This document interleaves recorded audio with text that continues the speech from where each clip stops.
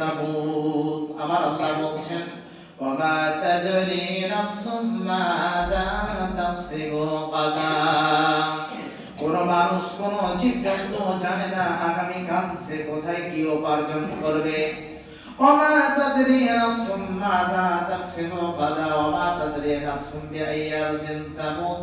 সে কোথায় গিয়ে তার মৃত্যু হবে কোন জমিনে ওই ব্যক্তি জানে না। আসলে মানুষ আমাদের যত বিধি হয় না কেন আগামী দিন আল্লাহ বলে দিয়েছেন কোথায় কি উপার্জন হবে বলতে পারবে না। মানুষ তুমি কোথায় গিয়ে মারা যাবে তুমি বলতে পারবে না। পঞ্চগড়ের মানুষ চেন্নাই খাটতে গিয়ে মারা যেতে পারে, চেন্নাইয়ের মানুষ শান্তিনিকেতনে বেড়াতে এসে টুরিজম স্পটে মারা যেতে পারে, পঞ্চগড়ের মানুষ কলকাতা মেডিকেল কলেজে ডাক্তার দেখাতে গিয়ে মারা যেতে পারে, বীরভূমের কোনো আলেম এসে পঞ্চগড়ের মারা যেতে পারে। আসলে কলকাতার কোন আলেম এসে সামান্য 10 মিনিটের ভাষণ দিতে এসেছে পঞ্চগড়ে মারা যেতে পারে। এমনটা ঘটে যেতে পারে কারণ আমার আল্লাহ বলেছেন কোথায় কোন জমিনে মারা যাবে ওই ব্যক্তি জানে না। জানা নেই আমাদের কাউরে, সম্ভব নয় তা জানা। আল্লাহ জানিয়ে দেননি, জানার কোনো মাধ্যমই নেই আমাদের কাছে। আর তো নেই কোনো টেকনোলজি আজও পর্যন্ত বলতে পারে না, কোন এক্সপার্টের পক্ষে সম্ভব না যে কোন জায়গায় গিয়ে এই ব্যক্তি মারা যাবে, তা বলা সম্ভব নয়, কখনোই তা সম্ভব নয়। মানুষ যখন আল্লাহ রাব্বুল আলামিন যখন জিজ্ঞাসা করবে, মানুষ যখন কিয়ামতের দিবসে ফিলিস্তিনময় অবস্থা হয়ে যাবে, মানুষ যখন চিন্তায় চিন্তিত হয়ে যাবে কিয়ামতের দিবসে, একেবারে চিন্তা কি হবে, কোন দিকে যাবে, আমার সফলতা আসবে না আসবে না।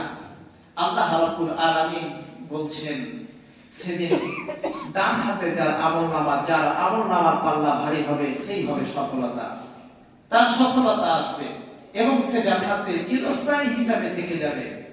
আল্লাহ বলছেন আমলনামার পাল্লা যদি কারোর ভারী না হয় তাহলে সে চিরস্থায়ী জাহান্নামী হয়ে যাবে এবং জাহান্নামের আগুন তার মুখকে সে দগ্ধ করবে। ওই ব্যক্তি বলবে আল্লাহ আমাদেরকে একটু সুযোগ দাও, একটু অবকাশ দাও আমাদেরকে, তাহলে পৃথিবীতে আমরা যাই আর কখনো আমরা খারাপ কাজ করব না। যদি খারাপ কাজ করি তাহলে আমরা গুনাহগার হব। আমার আল্লাহ বলবেন শোনো, তোমরা ধিক্কিত অবস্থায় তোমরা পড়ে থাকো, কেননা ধিক্কিত অবস্থায় তোমরা পড়ে থাকো আর আমার সাথে তোমরা কোনো কথা বলবে না। আমার আল্লাহ কথা বলতে মানা করে দেন। পৃথিবীতে যা করেছো আজকে এই অবস্থা তোমাদের, আবার পৃথিবীতে যাওয়ার কোনো অবকাশ কোনো সিস্টেম নেই। আল্লাহ বলবেন আর তোমরা এই ধিক্কিত অবস্থায় এখানেই তোমরা পড়ে থাকো আর তোমরা আমার সঙ্গে কোনো কথা বলবে না। আমার আল্লাহ কথা বলতে মানা করে দিচ্ছে। আসলে বলেন তো আল্লাহ যদি কথা বলতে মানা করে দেন আর বাঁচার কি কোনো উপায় আছে? ওই দিন সর্বক্ষমতার মালিক সেদিন কে? রাজত্ব সেদিন কার চলবে? আল্লাহ রাজত্ব, সমস্ত ক্ষমতার মালিক তিনি আপনাকে বলছেন আপনার পৃথিবীর আচরণে দুনিয়ার মায়াতে আপনি পড়েছিলেন, এই কারণে আল্লাহ বলছেন শোনো ধিক্কিত অবস্থায় এখানেই পড়ে থাকো আর তোমরা আমার সাথে আর কোনো কথা বলবে না, কোনো কথা বলবে না, আমার সাথে কোনো কথা বলবে না, আল্লাহ কথা বলবেন না। এবার বুঝতে পারছেন বিষয়টা কি?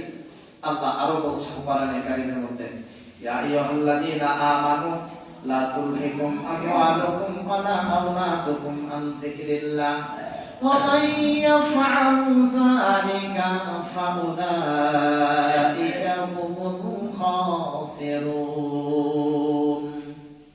আল্লাহ বলছেন ইয়া আইয়ুহাল্লাযীনা আমানু, হে ওই সমস্ত মানুষেরা যারা আমার প্রতি ঈমান এনেছো, লা তুলহিকুম আমওয়ালুকুম ওয়ালা আওলাদুকুম, তোমাদের ধন সম্পদ তোমাদের টাকা পয়সা ওয়ালা আওলাদুকুম এবং তোমাদের সন্তান সন্ততি আমার স্মরণ থেকে যেন তোমাদেরকে গাফিল না করে দেয়, মুখ ফিরিয়ে না দেয়। যদি তোমাদেরকে গাফিল করে দেয় তাহলে ফাউলাইকা হুমুল খাসিরুন।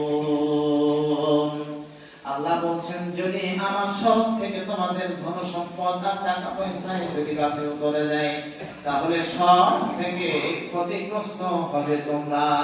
আমার আল্লাহ বলছেন, বলেন তো কাউরের যদি একটা সন্তান সন্ততি নেই, ছেলে মেয়ে নেই, হয় আল্লাহ তাকে দেয়নি ধরে নেন, আল্লাহ কাউকে দেয় কাউকে দেয় না, তো ওই ব্যক্তিকে কখনো আপনি দেখবেন না যে যে কোনো চিটিংবাজি করে হোক না কেন, ধাপ্পাবাজি করে হোক না কেন, চুরি ছিনতাই করে ডাকাতি করে হোক না কেন,